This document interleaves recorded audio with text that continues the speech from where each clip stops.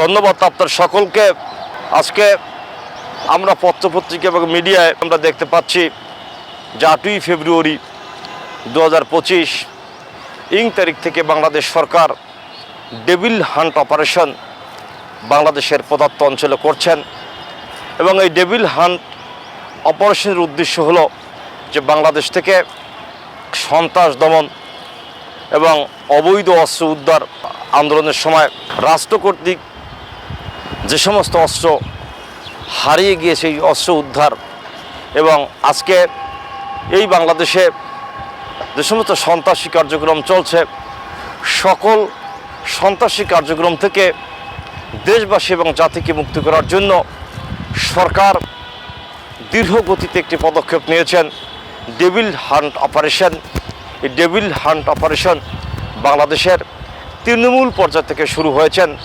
5ই আগস্টের সরকার পতনের পরে বাংলাদেশের টেকনাফ থেকে তেঁতুলিয়া এবং রূপসা থেকে পাথুরিয়া বাংলার প্রদত্ত অঞ্চলে যে সহিংস পরিবেশ চলছে, ভাঙচুরের পরিবেশ চলছে, ঘর দখল, জমি দখল, বাড়ি দখল, দোকান দখল, হাট দখল, বাজার দখল, লঞ্চঘাট দখল, বিভিন্নভাবে যে দখল চলছেন সকল কিছু স্বাভাবিক নিয়ন্ত্রণে রাখার জন্য সরকার কমপ্লিটলি ফেল করেছেন।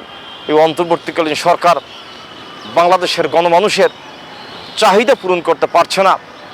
নোবেলপ্রাপ্ত ডক্টর ইউনূস সাহেব ক্ষমতা আসার পূর্বে এই বাংলাদেশে গণমানুষের কাছে যে ফকাত ছিলেন, তিনি গণমানুষের কাছে যে শক্তিশালী একটি ব্যক্তি হিসেবে পরিচিত ছিলেন, যে আন্তর্জাতিক ব্যক্তিত্ব খ্যাতি সম্পন্ন এবং নোবেলপ্রাপ্ত ডক্টর ইউনূস সাহেব, যাকে বিশ্বের সেই ইউরোপ এবং আমেরিকার অনেক কান্ট্রি যাকে চিনেন, যিনি আন্তর্জাতিক বিশ্বে সুষে বেড়াচ্ছেন, বাংলাদেশের গণমানুষরা কিন্তু সেইভাবে তাকে উপলব্ধি করতেন।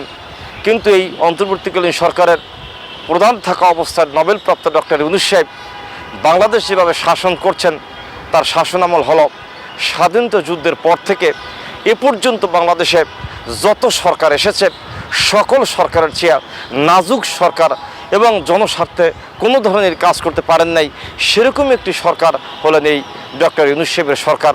এবং আমি ওনাকে উদ্যোক্তা আহ্বান করি, আপনি আপনার এই শাসন কার্যের মধ্য দিয়ে যদি বাংলাদেশের গণমানুষের জানমালের নিরাপত্তা আপনি দিতে পারেন বা অধিকার দিতে পারেন, তাহলে আপনাকে জাতীয়তা চিরস্মরণীয় করে রাখবেন।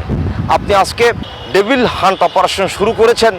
এই ডেভিল হান্ট অপারেশনের মধ্য দিয়ে আপনি বাংলাদেশের সন্ত্রাসবাদের রাজত্ব বিনষ্ট করতে চান এবং ধ্বংস করতে চান এবং বাংলাদেশের অবৈধ অস্ত্র উদ্ধার করতে চান বা যে কোনো ধরনের শান্তি শৃঙ্খলা রক্ষার জন্য আপনার এই ডেভিল হান্ট অপারেশন সহায়তা করবে, সে মর্মে আপনি পদক্ষেপ নিতে আছেন, আপনাকে ধন্যবাদ দিচ্ছি।